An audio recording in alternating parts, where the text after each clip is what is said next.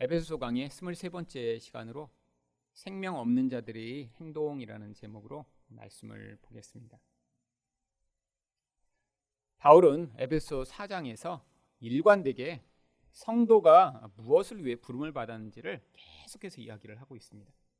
4장 1절부터 16절까지 그래서 일관된 주제는 하나님은 우리를 구원하신 목적이 바로 우리를 하나 되게 하시고자 구원하셨다라고 이야기를 합니다. 결국 하나 되게 하시기 위해서 은사도 주신 거고요. 하나 되게 하시기 위해서 우리에게 은혜도 베풀어 계시고요.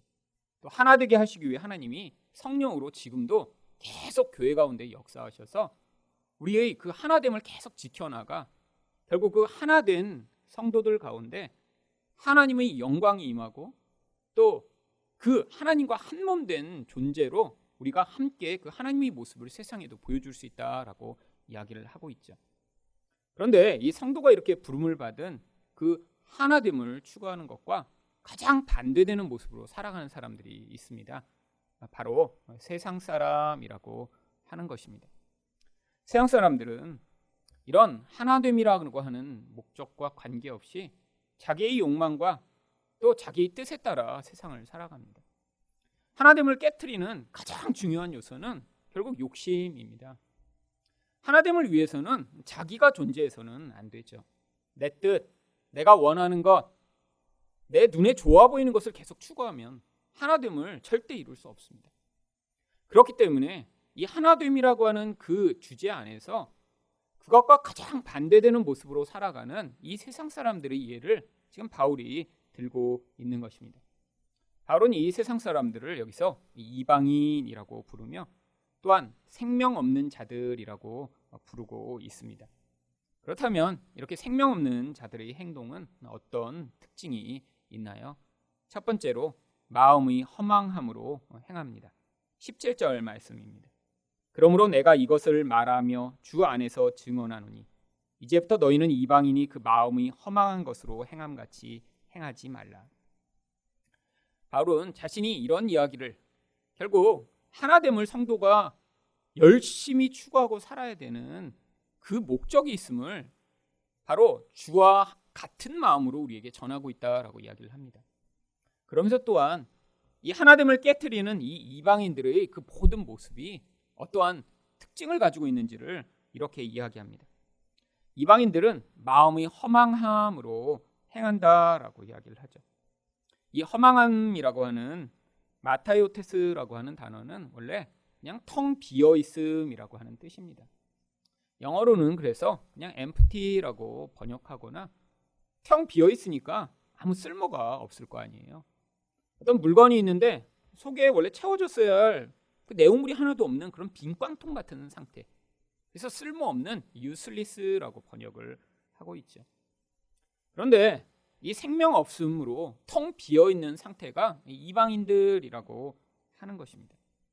여기서 이렇게 텅 비어 있는 허망함이라고 사용된 단어는 구약 성경에 전도서에 아주 많이 나오는 단어입니다. 전도서 1장 2절을 보시면 전도자가 이르되 헛되고 헛되며 헛되고 헛되니 모든 것이 헛되도다. 이 헛되다는 헤벨이라고 하는 히브리어를 번역한 것입니다. 그런데 이 헛되다라는 것이 아무 쓸모가 없고 내용물이 하나도 없는 것처럼 소용이 없는 상태를 이야기하는 것이죠. 그런데 이 세상 사람의 상태가 바로 그렇다라고 하는 거예요. 왜요? 하나님의 생명이 그 영혼으로부터 다 사라져서 텅 빈 영혼, 공허한 자기 영혼을 채우고자 끊임없이 몸부림치며 살아가는 그 인생이 결국에는 분열을 만들고 갈등을 만들고 자기 욕심을 추구하다가 공동체를 깨트리는 하나님의 뜻과 정반대되는 인생을 살아가는 그런 인생을 살 수밖에 없는 그 근원적 원인을 이야기하는 것입니다. 그런데 이렇게 영적으로 공허하니까 그들이 어떤 반응을 하며 살아가나요? 18절 상반절입니다. 그들의 총명이 어두워지고, 이 총명이라고 하는 단어는 원래 깊은 생각이라고 하는 뜻에서 나온 것입니다. 물론 여기서의 이 깊은 생각이라는 것은 우리가 세상을 살아가면서 판단하는 그 모든 판단, 결정, 이 모든 것들을 포함하죠. 근데 성경에서 이야기할 때 이 총명이라는 단어는 단순히 눈에 보는 것으로 내가 뭘 할지 무엇이 더 유익할지를 판단하는 그런 종류의 판단이 아니라 영적인 것을 받아들일 수 있는 바로 그러한 지혜를 이야기하는 것입니다. 그래서 구약 성경에는 이 총명이라고 하는 단어가 마음이라고 하는 히브리어 레브라는 단어를 번역한 단어로도 자주 사용됩니다. 구약 성경에서의 마음은 하나님과 이 세상을 연결시키는 그런 다리와 같은 역할을 합니다. 마음이 없으면 하나님을 알지도 못하고, 마음이 없으면 제대로 된 생각도 할 수 없고, 마음이 없으면 인간이지만 겉모습만 인간이고 참 인간으로 살 수 없는 것이죠. 이 마음이 그래서 생명의 근원이며 그 안에 생명이 담기는 그런 통로가 된다라고 얘기하는데, 여기서 이 총명도 바로 그런 것을 이야기합니다. 영혼이 텅 비어 있으니까 영적인 세계가 전혀 받아들이지 않는 거지. 생명이 있는 자와 없는 자의 근원적 차이가 여기에 있습니다. 생명이 없으면 단순히 생명이 없는 것으로 끝나는 것이 아니라 생명이 없기 때문에 이제 눈에 보이는 육신만을 추구하며 살며 그 육신에서 자기가 원하는 것, 특별히 세상에서 힘이라고 생각하는 것들을 끊임없이 열망하며 살다가 결국 갈등을 일으키고 분열을 일으키게 되는 것이죠. 결국 이런 모습을 총명이 어두워졌다라고 이야기를 합니다. 하나님 나라의 관점에서 보면 여기서 내가 얼마나 높으냐, 내가 원하는 것을 얼마나 추구하냐 별로 중요하지 않다라는 거예요. 하나님이 그 풍성함을 맛본 자, 그것들을 볼 수 있는 자, 그 영광의 세계를 경험한 자는 이 세상을 상대화시킬 수 있습니다. 눈에 보이는 것보다 훨씬 더 중요하고 영광스럽고 가치 있는 것들이 존재하니까요. 근데 그 하나님 나라를 보지 못하는 자들은 결국 어두워져서 장님인 것처럼 이 세상의 것 가운데 자기의 욕망을 채우는 그런 인생을 살 수밖에 없는 것이죠. 그래서 18절 중반절에 이런 자들의 모습을 그들 가운데 있는 무지함이라고 이야기를 합니다. 무지라는 건 결국 아무 지식이 없는데 어떤 지식이 없는 걸까요? 영적 지식이 없는 것이죠. 여러분, 영으로 어두워졌으니까 보지 못하니까 아무 지식을 갖지 못합니다. 하나님 나라에 대해서, 그 가치에 대해서, 특별히 성도를 향해 하나님이 무엇을 위해 부르셨는지에 대해 전혀 알지 못하는 것이죠.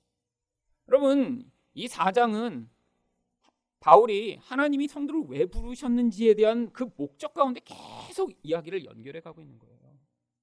여러분, 교회가 그렇기 때문에 이 하나됨을 깨트리고자 마귀는 계속해서 공격합니다. 영적으로 성숙하지 못하고 미성숙한 사람들은 끊임없이 그래서 이 자기 허망함을 채우고자 공동체를 깨트리고 거기서도 자기 욕망을 이루고자 하는 그 모습이에요. 이게 근데 바로 영적으로 어두워진 모습이며 아무런 영적 지식이 없는 그런 무식한 상태라고 이야기를 하고 있죠. 또한 무식하기 때문에 어떤 반응을 하게 되나요? 18절 그 다음 부분을 보시면 그들의 마음이 굳어짐으로 말미암아. 여러분, 바로 강팍하게 된다라고 하는 것입니다. 강팍함은 몰라서 그러는 거예요. 어떤 것이 좋은 것이라는 것을 알면 거기에 대해 쉽게 반응할 수 있습니다. 결국 좋은 걸 선택하겠죠. 근데 뭐가 가치 있는지를 전혀 판단하지 못합니다. 무식합니다. 예를 들면 그런 거죠. 누가 다이아몬드를 줬어요. 근데 다이아몬드의 가치를 전혀 알지 못하는 사람한테 그 다이아몬드는 아무 쓸모없는 것입니다. 근데 그 가치를 아는 사람은 그 좋은 것을 받으면 그게 감사하고 그것을 가지고 많은 것을 할 수 있겠죠. 누가 이게 좋다라고 얘기해도 어두워졌고 지식도 없고 그래서 강팍해진 자는 그 좋은 것을 따라갈 수 없는 것입니다. 성경은 계속해서 하나됨이 좋은 거라고 얘기해요. 근데 하나됨이 그냥 이루어지나요? 아니에요. 이 하나됨을 이루기 위해서는 자기 부인이라는 것이 반드시 따라야 합니다. 근데 자기 부인이 왜 어렵죠? 자기를 죽이는 게 성경에서 제일 어려운 일이고요. 그게 바로 구원의 과정이에요. 자기 뜻을 내려놓고 내가 원하는 것들을 포기하는 거 그렇게 어려운 일입니다. 여러분, 근데 영적으로 어두워지면 더 좋은 것을 선택하지 못하고 내 눈앞에 보이는 그 자기가 좋다라고 하는 것만 선택한 채로 결국 강팍하게 반응할 수밖에 없는 것입니다. 근데 결론적으로 이런 상태를 18절 맨 마지막 부분은 뭐라고 얘기하나요? 하나님의 생명에서 떠나 있도다. 결국 영적 생명이 없는 자들은 결국 이런 모습으로밖에 살 수밖에 없다라고 이야기를 하는 것입니다. 여러분, 영적 생명이 없다고 마치 사람이 정말 우리가 겉으로 볼 때 막 비실비실하고 사업을 하면 잘 안 되고 막 그런 모습으로 나타나는 것이 아닙니다. 영적 생명이 없는 모습이 바로 여기 나와 있는 이런 모습. 하나님이 정말 중요한 거라고 이렇게 계속해서 1장부터 3장까지 왜 우리를 구원하셨고 어떻게 구원하셨는지를 얘기한 다음에 너희는 이렇게 하나됨을 위해 내가 불러서 너희한테 은혜를 주고 은사를 주고 너희는 이것을 위해 내가 역사하고 있다라고 얘기하는데도 마음이 허망함 때문에 어두워져서 계속해서 교회를 깨트리는 인생으로 살아가고 있는 그 모습. 그게 바로 여기에 나와 있는 허망함이 만들어내는 결과인 것입니다. 또한 생명 없는 자들은 어떤 행동을 하나요? 욕심으로 더러운 것을 행합니다. 19절 상반절 말씀입니다. 그들이 감각 없는 자가 되어. 물론 여기서도 영적 감각을 이야기합니다. 여러분, 만약에 우리가 이 오감이라고 하는 부분을 잃어버린다라고 하면 어떻게 될까요? 굉장히 불행하겠죠. 여러분, 이 감각을 잃어버리는 병 가운데 가장 무서운 병이 있습니다. 어떤 병인 줄 아세요? 문둥병입니다. 한센시 병이라고. 여러분, 몸에는 통점과 압점이라고 하는 수없이 많은 세포가 있습니다. 그래서 몸의 이 통점과 압점이 몸의 통증과 압력을 느껴서 이건 딱딱하다, 이거는 부드럽다를 이렇게 만지면 느낄 수 있는 거예요. 그래서 몸에 이 손가락 끝에 가장 많은 통점과 압점이 있습니다. 여러분이 바늘을 가지고 그래서 손끝을 찌르면 가장 아파요. 근데 이 한생시병이 무서운 게 뭔가요? 몸에 있는 이 통점과 압점 세포를 죽이는 거예요. 그래서 감각이 없어지는 것입니다. 몸에 점점점. 감각이 없어지고 나면 내가 얼마나 이거를 세게 짚었는지 또 내가 잡은 게 날카로운 건지 전혀 느끼지 못합니다. 칼도 그냥 쑥 잡아요. 우리 같으면 이렇게 잡았는데 날카롭다 하면 아프면 놔둘 텐데 아주 날카로운데도 모르니까 쑥 힘있게 잡았다가 손가락이 뚝 잘려나갑니다. 이 말초부터 그래서 점점 상해가는 거예요. 눈도요. 눈이 이렇게 뻑뻑하잖아요. 이것도 지금 이 안에서 압력을 느끼는 것입니다. 그래서 눈도 깜빡여야죠. 여러분, 근데 전혀 이런 반응을 못하는 거예요. 몸에서. 뭐가 이렇게 고통이 오면 간지러우면 긁어야 되고 뭐가 불편하면 닦아야 되고 한데 이런 걸 전혀 못 느끼면서 끝부분은 더 잘려나가기 시작합니다. 여러분, 그리고 이 한센시병은 또 전염이 되죠. 그리고 결국 어떻게 되나요? 죽습니다. 여러분, 구약 성경에 다른 병 말고 왜 이 문둥병에 대해서만 이렇게 여러 차례 자세하게 기록하고 있죠? 이게 바로 여기 나와 있는 감각이 마비된 죄악의 증상을 가장 현저하게 보여주기 때문입니다. 여러분, 하나님이 많은 병 가운데 이 문둥병만 싫어하시고 저주하신 것이 아닙니다.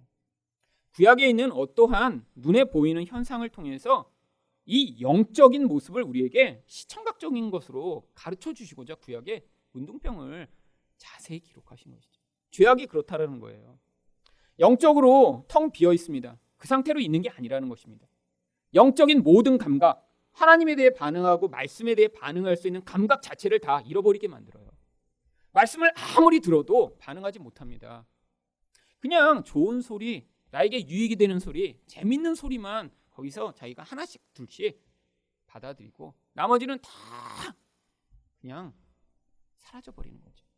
아무리 설교를 들어도 아무리 복음을 들어도 그게 나와 관계없다라고 여기게 되는 그 마비 증상이 오는 것입니다. 그런데 그 다음 결과가 무엇일까요? 마비되는 것으로 끝나는 게 아니라 결국 마비되면 결국 그 영역은 죄악의 지배를 받게 돼 있어요. 하나님과 반대되는 행위를 끊임없이 하는 것이죠. 그렇게 되면 어떻게 됩니까? 또 그 죄를 확산합니다. 왜? 여러분, 이 모든 죄악의 근원은 늘 하나님처럼 되고자 하는 근원에서 시작하니까요.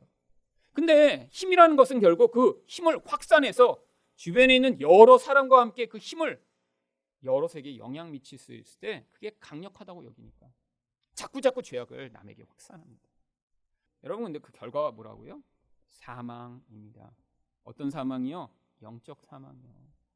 하나님과 관계없는 인생이 되어버리는 거예요. 그냥 그렇게 쭉 사는 것입니다. 그렇게 쭉 하나님과 관계없이 내 뜻대로 내가 원하는 대로. 이게 바로 이방인들, 생명 없는 자들의 인생이라고 얘기를 하는 것이죠. 그런데 그렇게 영적 감각이 마비됐더니 19절 중반절에 그 다음에 어떤 행동을 하기 시작합니까? 자신을 방탕에 방임하며. 방탕이라는 것이 무엇이죠? 여러분, 우리는 방탕한 삶이라고 이야기를 하면 어떤 정말 막 맨날 술 먹고 막 정말 맨날 도박하고 이런 사람들을 저 방탕한 사람 이렇게 생각하기 쉽습니다. 여러분, 근데 성경이 얘기하는 방탕은 그런 것이 아니에요. 자기 욕심에 사로잡혀 끊임없이 그 욕심을 이루고자 살아가는 인생을 방탕하다라고 얘기를 합니다. 결국 우리가 볼 때는 그렇게 막 술 먹고 막 방탕한 것처럼 살지 않아도 자기 욕심을 위해 살아가는 모든 사람이 다 방탕한 사람이에요. 돈이 최고야 라고 살아가는 사람 방탕한 것입니다.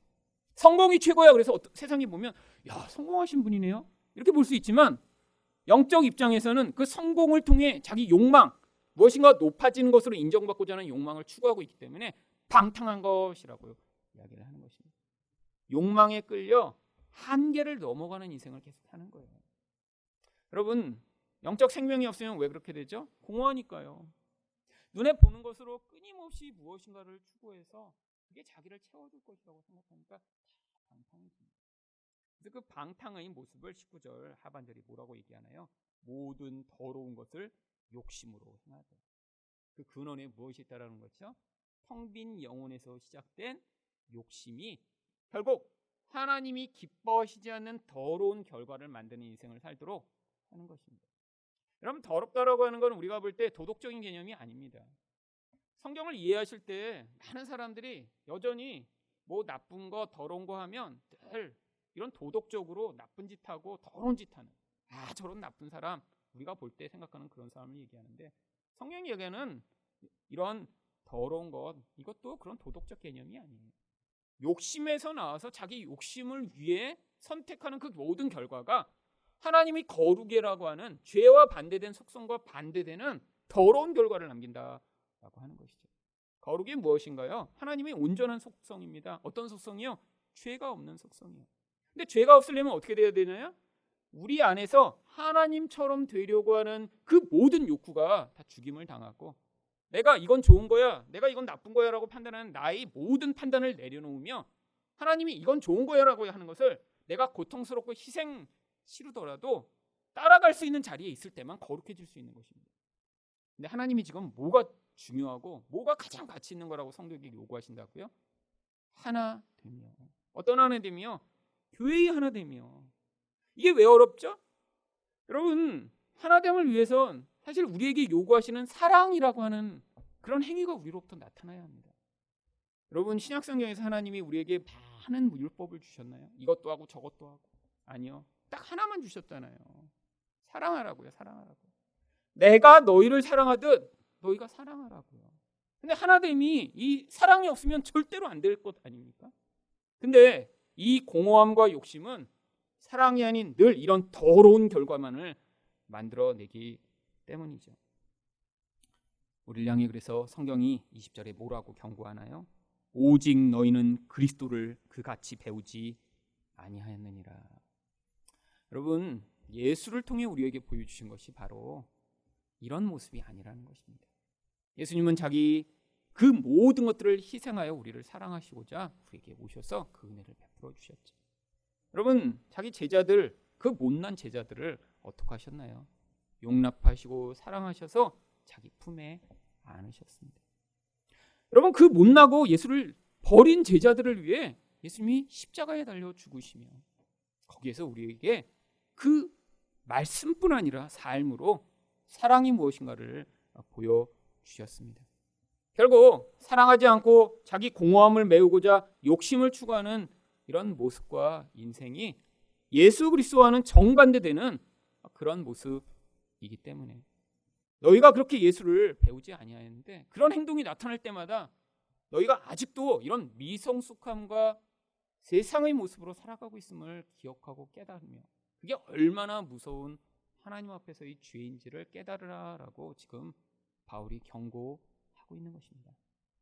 여러분, 교회에 사실 가장 어려운 점이 바로 이것입니다. 하나님이 교회에 그래서 다양한 사람들을 모아놓으신 거예요. 여러분, 교회가 뭐 어느 단체처럼 사실 같은 생각, 같은 목적을 가진 사람이만 모여 있으면 훨씬 더 하나됨이 쉬울지도 모릅니다. 예를 들면 뭐 돈을 많이 벌고자 모인 사람들이 모여 있는 그런 집단, 어쩌면 하나됨이 훨씬 쉬울 수도 있죠. 같은 목적을 위해 모여 있고 그 목적에 부합하지 않는 사람은 가차없이 잘라버립니다. 요즘 기업들이 그렇죠. 잘 나가는 회사, 여러분 많은 연봉을 주면서 그 기업의 가치와 목적에 부합하지 않는 사람은 가차없이 잘라버리죠. 이게 세상의 모습이라는 거예요. 여러분 근데 하나님이 교회 가운데는 바로 이 하나됨을 배우고 우리 가운데 사랑할 수 있는가 없는가를 끊임없이 가르치시고자 결국 다양한 사람, 다양한 수준, 다양한 모습, 다양한 가치 이런 사람들을 모아놓으시고 우리에게 자꾸 요구하십니다. 사랑하는가? 판단하는가? 그런데 성도라면 그 과정을 배워나가며 결국 하나님이 요구하시는 이 온전한 사랑의 결과로 하나님이 우리에게 요구하시는 그 하나됨을 이루는 그 영광스러운 자리에 서서 나중에 우리를 향해 하나님이 그렇게 말씀해 주실 거예요.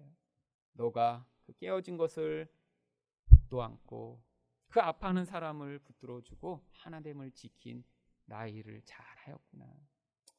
하늘사랑교회 모든 성도가 바로 이 하나님의 부르심에 합당한 인생으로 반응하시기를 예수 그리스도 이름으로 축원드립니다.